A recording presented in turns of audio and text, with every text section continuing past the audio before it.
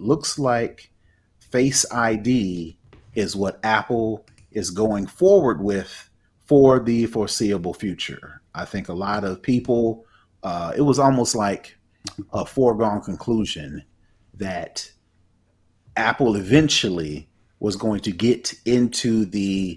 um, get back into Touch ID on the phones. But what they were going to do is instead of having a home button, they were going to do like what Samsung is doing, what Google is doing, and eventually it was going to also have like the thumbprint, but under the screen where you just touch either on the bottom where the home button used to be, or anywhere on the screen. You just touch it with your thumb, and that will let you in. In addition to having the Face ID, what people also thought they were going to do was remove like the notch at at the top and have everything behind the screen. Well, it looks like, Hmm. according to the story that I found, um, it looks like Apple is not going to do that. They are sticking with Face ID. No real reason as to why. So I guess I wanted to ask, why do you think Apple has decided to just go with Face ID exclusively and not try to do Face ID under the screen, or do like the front facing cameras or the front facing sensors, put those under the screen? I think it's a lot of extra work that they don't have to do when you have Okay. Face ID. It's it seems to be overhead. Would it be cool to kind of touch the screen? Sure. But at the same time, you're introducing more possible points of failures for things when Face ID works just fine. And they're spending apparently a lot of time working on the Face ID to work under, with your mask on.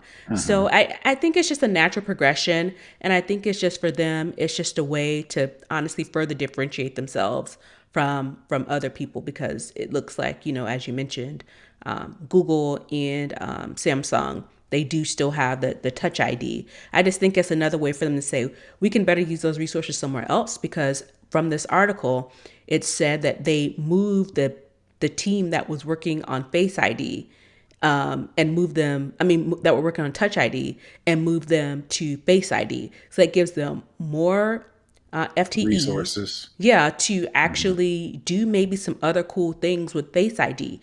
And if they're going into this VR space, I think I read somewhere that they were in the final rounds of their hardware testing and that it was likely to come out this year.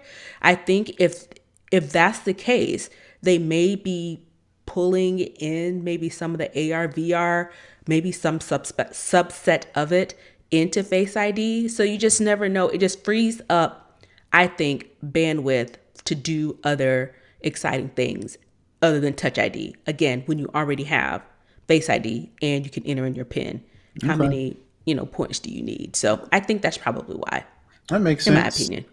I would add that they want to make sure the screens are as rugged and scratch and or crack resistant as possible, and you probably can't do that and have that, um, I don't know, transparent It probably needs enough a durable surface. glass. Yeah, Yeah.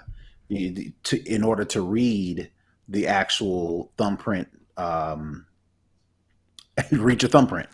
And it's So probably more expensive too. yeah, So that's a way to cut down on price as well. If they can just have a more durable, rugged, screen that they don't have to worry about it being so delicate or having to worry about, a certain type of screen. And then, we talked about supply chain issues. It could have come down to simply, we already got supply chain issues. Bringing in right, this new screen, that's just going to add more items in the supply chain. And we're already on the struggle bus with getting stuff in. So, right. No, no, no sense in making more problems for yourself. right.